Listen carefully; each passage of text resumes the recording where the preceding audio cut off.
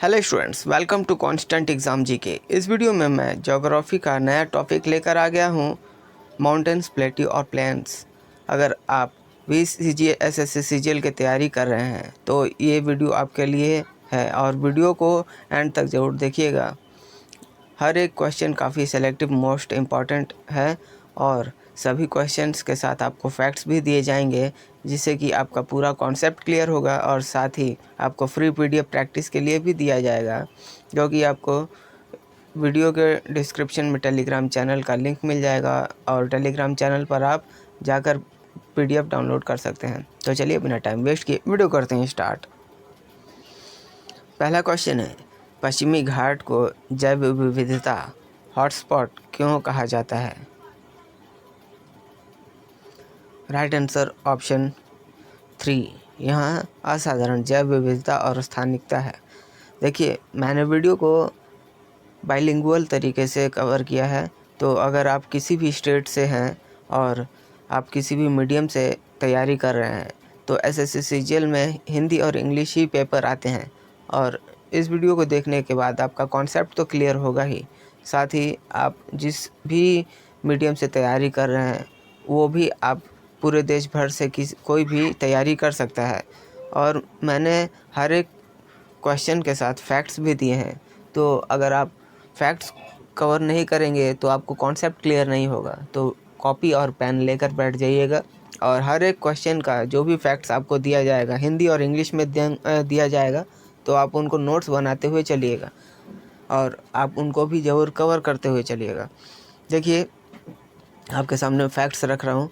पश्चिमी घाट को विश्व के 8 सबसे बड़े जैव विविधता हॉटस्पॉट में शामिल किया गया है। यहाँ 5000 से अधिक फूल पौधे, 139 स्तनधारी और 508 पक्षी, 179 उभयचर प्राणी पाए जाते हैं।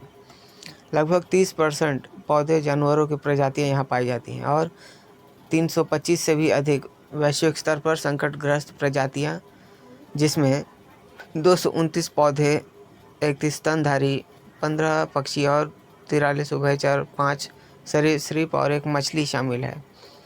यहाँ 40% नदियाँ जल ग्रहण क्षेत्र बनता है। 2012 में 39 क्षेत्रों को यूनेस्को और वर्ल्ड हेरिटेज साइट भी घोषित किया गया था। सारे इम्पॉर्टेंट फैक्ट्स हैं, तो आप इन सभी को, अगर आप हिंदी में नोट्स बनाते हैं और हिंदी में आप SSC CGL की तैयारी कर रहे हैं तो हिंदी में कवर करिएगा, और इंग्लिश वालों के लिए भी मैं आपको यहाँ पे नोट्स बनाते हुए आप ज़रूर चलिएगा, क्योंकि ये सारे नोट्स आपके लिए काफ़ी इम्पॉर्टेंट है।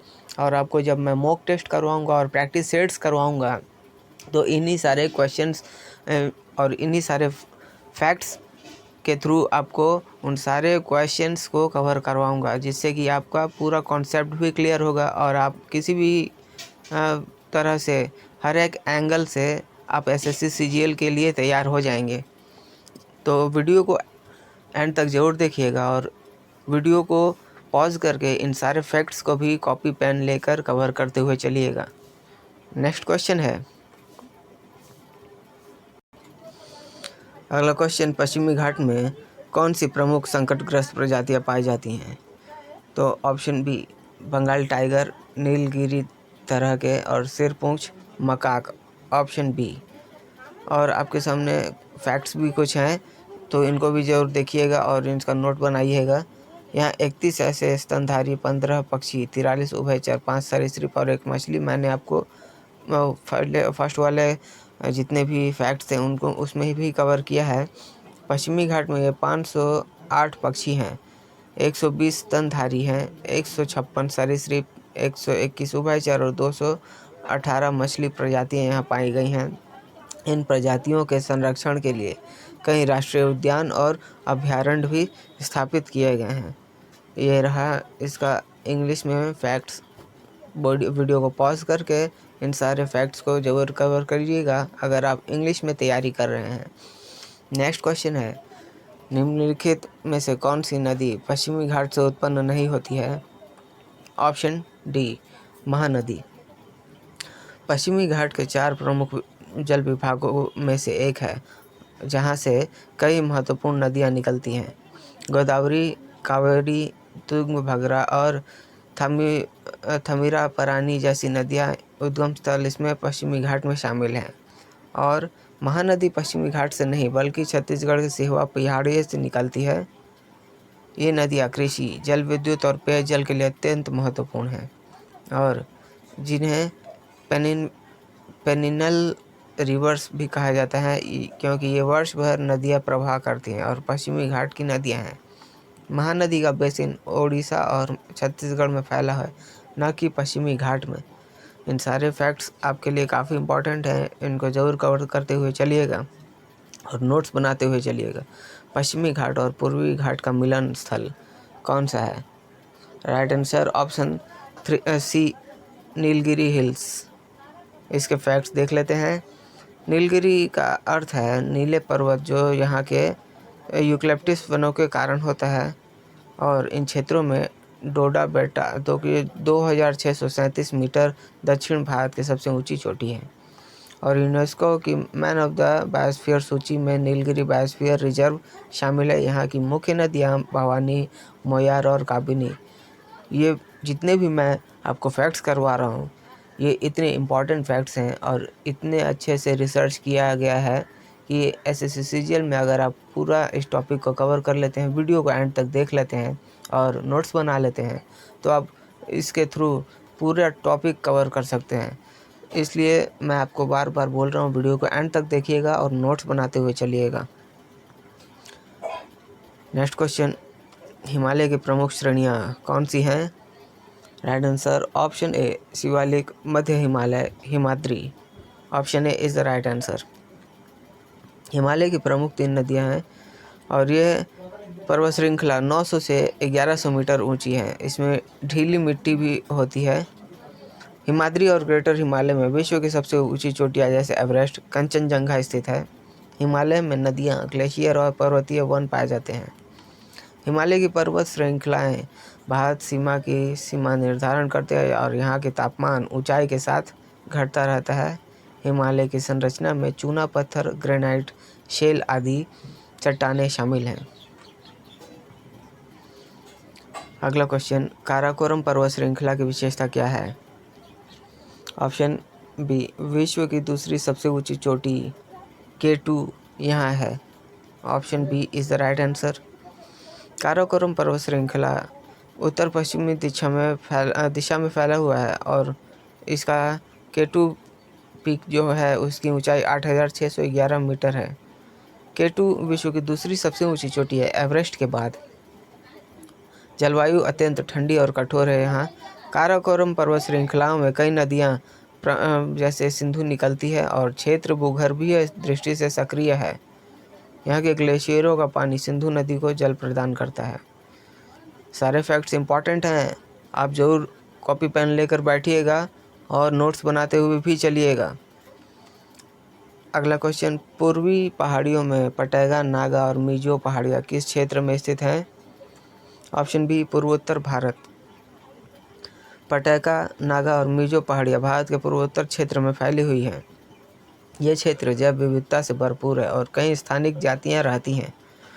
ये पहाड़ियाँ ब्रह्मपुत्र नदी के उत्तरी किनारे स्थित है। यहाँ के लोग कृषि, पशुपालन और हस्तशिल्प में लगे हुए हैं। पूर्वी पहाड़ियों की ऊंचाई 1000 से 3000 मीटर तक होती है। यहाँ के पर्वतीय क्षेत्र में कई राष्ट्रीय उद्यान और अभयारण्य हैं। ये पहाड़ियाँ भारत की सीमाओं के निकट है और रणनीतिक दृष्टि से महत्वपूर्ण हैं। नेक्स्ट क्वेश्चन है, अरावली पर्वतमाला की विशेषता क्या है? ऑप्शन ए, भारत की सबसे पुरानी पर्वत श्रृंखला है। अरावली पर्वतमाला भारत की जो कि सबसे पुरानी पर्वत श्रृंखला है, इसकी उत्पत्ति 350 से 600 मिलियन वर्ष पहले हुई थी। यह राजस्थान से दिल्ली तक फैला हुआ है और इसकी ऊंचाई 1722 मीटर है।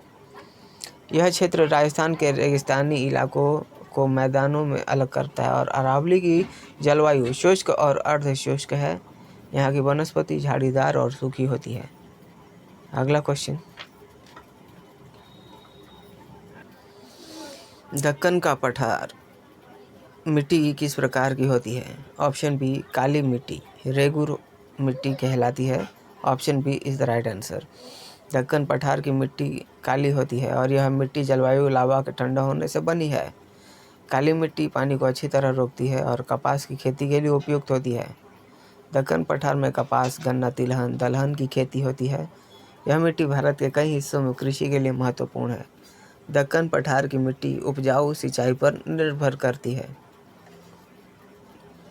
हिंदी और इंग्लिश दोनों में ही फैक्ट्स दिए गए हैं। आप जिस भी लैंग्वेज में सीजीएल की तैयारी कर रहे हैं तो आप उसी लैंग्वेज में फैक्ट्स भी जरूर कवर करते हुए चलिएगा। छोटा नागपुर पठार किस खनिज संसाधन के लिए प्रसिद्ध है? ऑप्शन बी कोयला के लिए। छोटा नागपुर पठार झारखंड और आसपास के क्षेत्रों में फैला हुआ है। यह प्रमुख कोयला खनन क्षेत्र है और यहाँ कोयला, लौह अयस्क, अभ्रक और ऑक्साइड तांबा पाए जाते हैं। यहाँ की खनिज संपदा भारत की ऊर्जा आवश्यकताओं को पूरा करने में बहुत मदद करती है। इस क्षेत्र में औद्योगिक विकास भी खनिज संसाधनों पर निर्भर है और छोटा नागपुर पठार का खनिज क्षेत्र भारत की आर्थिक प्रगति में बहुत महत्वपूर्ण भूमिका निभाता है।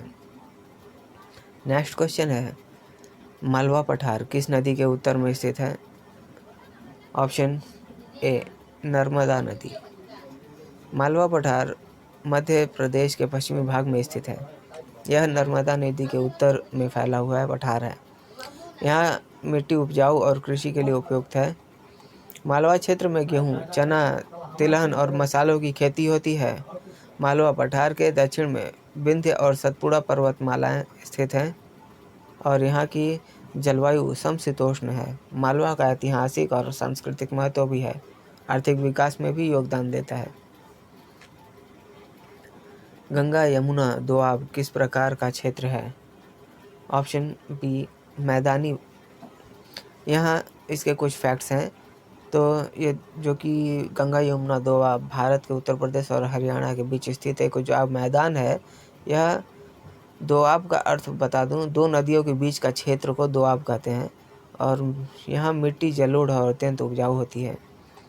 इस क्षेत्र में गेहूँ, चना, गन्ना, दलहन की खेती होती है। यहाँ सिंचाई के लिए नहरों और ट्यूबवेल्स का उपयोग होता है। दोआब क्षेत्र की समृद्धि भारत की कृषि अर्थव्यवस्था में योगदान देती है। भारत के सबसे बड़े डेल्टा का नाम क्या है? Ganga Brahmaputra delta. Option B is the right answer. इसके फैक्ट्स देख लेते हैं। गंगा ब्रह्मपुत्र डेल्टा विश्व की सबसे बड़ा डेल्टा है और इसे सुंदरवन भी कहा जाता है, जो विश्व धरोहर स्थल पर फैला हुआ है, जो कि भारत और बांग्लादेश तटीय क्षेत्रों में फैला हुआ है। यहाँ मिट्टी जलोढ़ और अत्यंत उपजाऊ है। क्षेत्र बाढ़ और तूफानों से संवेदनशील होता है। गंगा और ब्रह्मपुत्र नदियाँ अपने जल को समुद्र से छोड़ती हैं। यह क्षेत्र मछली पालन और कृषि के लिए महत्वपूर्ण है। डेल्टा जो कि है जैव विविधता और पारिस्थितिक संरक्षण के लिए प्रयास इसमें जारी है। इंग्लिश के भी आप फैक्ट्स अगर कवर कर रहे हैं तो इसको भी ज़रूर कवर कर सकते हैं, क्योंकि आप दोनों ही लैंग्वेज के लिए ये वीडियो बनाई गई है। नेक्स्ट क्वेश्चन, ब्रह्मपुत्र मैदान किस क्षेत्र में स्थित है? Option A Assam. ब्रह्मपुत्र मैदान असम राज्य में है और यहाँ मिट्टी जलोढ़ और उपजाऊ है। ब्रह्मपुत्र मैदान भारत के लिए प्रसिद्ध और खासकर मानसून के दौरान है। यह क्षेत्र ब्रह्मपुत्र नदी का जल स्रोत हिमालय के ग्लेशियरों से आता है। यहाँ की नदियाँ कृषि और मत्स्य पालन के लिए महत्वपूर्ण है। यहाँ की संस्कृति और जीवन शैली नदी के साथ घनिष्ठ रूप से फैले हुए असम का महत्वपूर्ण मैदान पूर्वोत्तर भारत की जीवन रेखा भी कहलाता है। भारत के पूर्वी तटीय मैदान किस समुद्र के किनारे स्थित है? ऑप्शन बी बंगाल की खाड़ी। भारत के पूर्वी तटीय मैदान बंगाल की खाड़ी के किनारे। ये मैदान उड़ीसा, आंध्र प्रदेश, तमिलनाडु, पश्चिम बंगाल के तटों पर फैले हैं। यहाँ कई प्रमुख नदियाँ जैसे गोदावरी, कृष्णा, कावेरी समुद्र से गिरती हैं। यह क्षेत्र कृषि और मत्स्य पालन के लिए महत्वपूर्ण है। यहाँ की मिट्टी जलोढ़ और उपजाऊ होती है। यह क्षेत्र समुद्री तूफानों और चक्रवातों के प्रति संवेदनशील है।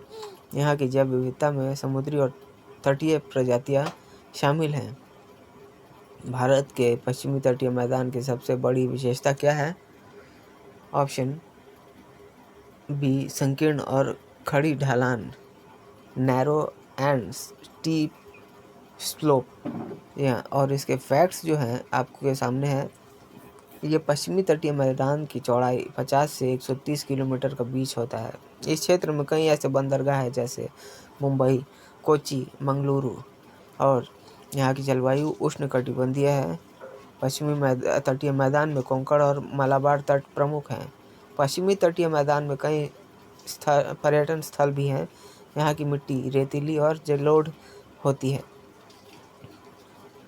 भारत के मैदानों में सबसे उपजाऊ मिट्टी किस प्रकार की होती है? ऑप्शन बी, जलोढ़ मिट्टी। भारत के मैदानों में जलोढ़ मिट्टी उपजाऊ मानी जाती है। सिंधु, गंगा, ब्रह्मपुत्र मैदानों में यह मिट्टी पाई जाती है। यह मिट्टी गेहूँ, धान, गन्ना, दलहन आदि फसलों के लिए उपयुक्त है। यह मिट्टी सिंचाई के लिए अनुकूल होती है और जलोढ़ मिट्टी की उपजाऊता मानसून की वर्षा पर भी निर्भर करता है। इंग्लिश के भी जितने फैक्ट्स है कवर करते हुए चलिएगा। अगर आप इंग्लिश में तैयारी कर रहे हैं, फैक्ट्स बनाना आपके लिए बहुत ही इम्पोर्टेंट है। नेक्स्ट क्वेश्चन, मैदानों में जनसंख्या घनी क्यों होती है? ऑप्शन बी, उपजाऊ मिट्टी और सिंचाई के लिए। मैदानों में यह सुविधा जो कि सिंचाई की होती है और समतल भूमि पर आवास, सड़क और उद्योग स्थापित करना आसान होता है। बेहतर परिवहन और व्यापार के कारण रोजगार के अवसर भी मिलते हैं। सिंधु गंगा मैदान जैसे क्षेत्र भारत में सबसे घनी आबादी वाले होते हैं। यहाँ की कृषि उत्पादन से खाद्य सुरक्षा सुनिश्चित होती है। मानव सभ्यता के विकास के लिए मैदान आदर्श स्थल रहे हैं और बाढ़ नियंत्रण, सिंचाई परियोजनाओं से भी जीवन और कृषि सुरक्षित होती है। अगला क्वेश्चन है, वीडियो को पॉज करके इंग्लिश में अगर आप रेडी कर रहे हैं तो वीडियो को पॉज करके इंग्लिश वाले फैक्ट्स को भी आप जरूर कवर करते ही चलिएगा। भारत के तटीय मैदानों में कौन सी प्रमुख नदी बहती है? ऑप्शन सी, गंगा नदी। गंगा नदी उत्तरी मैदानों से होकर तटीय मैदानों में से बहती है और गोदावरी उत्तरी मैदानों से होकर बहती है, तटीय मैदानों से नहीं बहती है। गोदावरी, कृष्णा, तापी जैसी नदियाँ भारत के तटीय मैदानों से होकर समुद्र में मिलती हैं। गंगा नदी का बेसिन भारत का सबसे बड़ा है। तटीय मैदानों की नदियाँ कृषि और जल परिवहन के लिए महत्वपूर्ण है। गंगा नदी का जल भारत के कई राज्यों के लिए जीवन रेखा है। गंगा नदी का प्रवाह मैदानों से होकर तटीय मैदानों से नहीं होता है। वीडियो बड़ी ना बने इसलिए मैं क्वेश्चंस के आंसर आपको बता दूंगा और फैक्ट्स आप वीडियो को पॉज करके नोट्स बनाते हुए चलिएगा। मैदानों में कृषि के लिए कौन सी मिट्टी सबसे उपयुक्त मानी जाती है? ऑप्शन बी, जलोढ़ मिट्टी। आप फैक्ट्स देख लीजिएगा वीडियो को पॉज करके और इन सारे फैक्ट्स का नोट्स बनाते हुए चलिएगा। मैं आपको क्वेश्चन करवा देता हूं और उसका आंसर। दक्कन पठार की प्रमुख भौगोलिक विशेषता क्या है? ऑप्शन ए, त्रिकोण आकार और ज्वालामुखी उत्पत्ति। Option A is the right answer. इसके भी आप फैक्ट्स देख लीजिएगा और नोट्स बना लीजिएगा। वीडियो को पॉज करके आप नोट्स बना सकते हैं क्योंकि वीडियो बड़ी ना बने और आपको छोटे से वीडियो में ज़्यादा से ज़्यादा इन्फॉर्मेशन मिलता है। नहीं तो अगर मैं पूरा बताने लगा तो वीडियो बहुत ही बड़ा हो जाएगा। छोटा नागपुर पठार किन राज्यों में फैला हुआ है? तो option A, Jharkhand, Orissa, Paschim Bengal, Chhattisgarh. Video को पॉज कीजिएगा और इन फैक्ट्स को ज़रूर कवर करिएगा। मेघालय पठार की प्रमुख विशेषता क्या है? ऑप्शन बी, भारी वर्षा और गारो खासी जयंतिया पहाड़ी के लिए। Option B is the right answer. Next question, Bharat के पठारों में सबसे अधिक खनिज किस क्षेत्र में पाए जाते हैं? ऑप्शन बी, छोटा नागपुर पठार। ये रहे इनके फैक्ट्स। नेक्स्ट क्वेश्चन, मालवा पठार की सतह किस प्रकार के चट्टानों से बनी है? Option C, basalt. आप फैक्ट्स को भी जरूर कवर करिए। नेक्स्ट क्वेश्चन है, बुंदेलखंड पठार किन दो पर्वतों के बीच स्थित है? ऑप्शन बी, विंध्य और मध्य भारत पठार। Option B is the right answer. Video को पॉज करके आप फैक्ट्स को भी कवर करिएगा नोट्स बनाते हुए चलिएगा। नेक्स्ट क्वेश्चन, पठारों में घाटियाँ कैसे बनती हैं? ऑप्शन बी, नदियों के अपरदन से। नेक्स्ट क्वेश्चन, पठारों में कौन सा प्रमुख जलप्रपात स्थित है? ऑप्शन डी, सभी, यानी जोग जलप्रपात, दूध सागर जलप्रपात, हॉगनकल जलप्रपात। ये रहे इनके फैक्ट्स। नेक्स्ट, पठारों में कृषि की क्या विशेषता है? ऑप्शन बी, वर्षा पर निर्भरता और खनिज आधारित उद्योग। फैक्ट्स आपके लिए बहुत इंपॉर्टेंट है एग्ज़ाम पॉइंट ऑफ व्यू से, क्योंकि एग्ज़ाम पॉइंट ऑफ व्यू से ही इनको डिज़ाइन किया गया है। पठारों का भारत की अर्थव्यवस्था में क्या योगदान है? ऑप्शन बी, खनिज, ऊर्जा, उद्योग और कृषि के लिए। नोट्स बनाते हुए चलिएगा, क्योंकि इनसे ही काफ़ी सारे क्वेश्चन बनेंगे। भारत के पश्चिमी तटीय मैदान की प्रमुख विशेषता क्या है? ऑप्शन बी, संकीर्ण और खड़ी ढलान। नेक्स्ट क्वेश्चन है, भारत के पूर्वी तटीय मैदान की प्रमुख विशेषता क्या है? ऑप्शन बी, चौड़ा और समतल है, वाइड एंड फ्लैट। ये रहे इनके कुछ फैक्ट्स। नेक्स्ट क्वेश्चन, भारत के सिंधु गंगा मैदान का क्षेत्रफल लगभग कितना है? ऑप्शन बी, 7.8 लाख वर्ग किलोमीटर। मैदान का औसत ऊंचाई भी लगभग 200 मीटर तक का है। फैक्ट्स को आप जरूर, इम्पॉर्टेंट है ये सारे फैक्ट्स, आप इनको जरूर कवर करते हुए चलिएगा। भारत के सिंधु गंगा मैदान किस भाग को बांगर कहा जाता है? ऑप्शन बी, पुरानी जलोढ़ मिट्टी वाला ऊंचा क्षेत्र को। नेक्स्ट क्वेश्चन,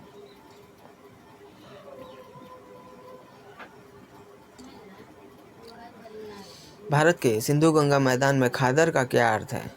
ऑप्शन बी, नई जलोढ़ मिट्टी, न्यू एलुवियल सॉइल। ये रहे इनके कुछ फैक्ट्स। फैक्ट्स काफ़ी इंपॉर्टेंट हैं, नोट्स बनाते हुए चलिएगा, कॉपी पेन लेकर बैठिएगा। भारत के सिंधु गंगा मैदान में तराई क्षेत्र की विशेषता क्या है? ऑप्शन बी, निचला दलदली घना वन क्षेत्र। नेक्स्ट क्वेश्चन है, भारत के दक्षिण सिंधु गंगा मैदान में भाबर क्षेत्र की विशेषता क्या है? ऑप्शन सी, पत्थर और बजरी से भरा ऊंचा क्षेत्र। नेक्स्ट क्वेश्चन, भारत के मैदानों में दोआब का क्या अर्थ है?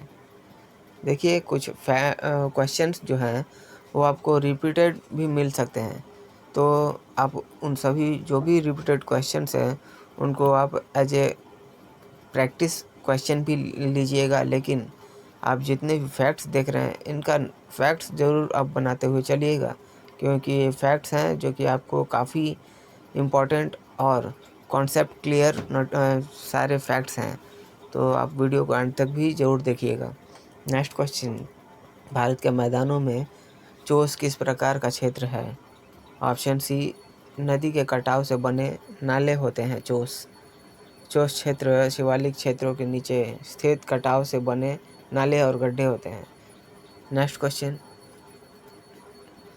भारत के मैदानों में बांगर और खादर का क्या अंतर है? तो ऑप्शन ए, बांगर पुरानी जलोढ़ मिट्टी है और खादर नई जलोढ़ मिट्टी है। इसके फैक्ट्स आपके सामने हैं, इसका भी वीडियो को पॉज करके नोट्स बनाते हुए चलिएगा। हिमालय पर्वत श्रृंखला का निर्माण किस प्रक्रिया से हुआ है? ऑप्शन बी, टेक्टोनिक प्लेट के टकराव से। Option B is the right answer. Next, Bharat के मैदानों में दोआब शब्द का क्या अर्थ है? देखिए, कुछ क्वेश्चंस हैं जो आपको रिपीटेड मिल जाएंगे, तो उनको एज ए क्वेश्चंस और एज ए प्रैक्टिस क्वेश्चन लीजिएगा। भारत के पठारों में जलप्रपात कैसे बनते हैं? ऑप्शन बी, नदियों के ऊंचे पठार से नीचे गिरने से। ये रहे उनके कुछ फैक्ट्स। भारत के मैदानों में तराई क्षेत्र की जलवायु कैसी होती है? ऑप्शन बी, उष्णकटिबंधीय और आर्द्र। नेक्स्ट क्वेश्चन है, भारत के मैदानों में भाबर क्षेत्र की प्रमुख विशेषता क्या है? ऑप्शन बी, पत्थर और बजरी से भरा हुआ ऊंचा क्षेत्र होता है। ये भी क्वेश्चन रिपीटेड हुआ है। देखिए यहाँ पे दोआब क्षेत्र की भौगोलिक विशेषता पूछी गई है, तो राइट आंसर है ऑप्शन ए, दो नदियों के बीच का समतल क्षेत्र। भाव यहाँ पे कुछ क्वेश्चंस है जो आपको डबल आपके सामने आ गए हैं वीडियो को, लेकिन मैं आपको बता रहा हूँ कि ये जितने भी क्वेश्चंस हैं ये सभी आपके रिपीटेड क्वेश्चंस तो हैं, लेकिन ये प्रैक्टिस के लिए भी है।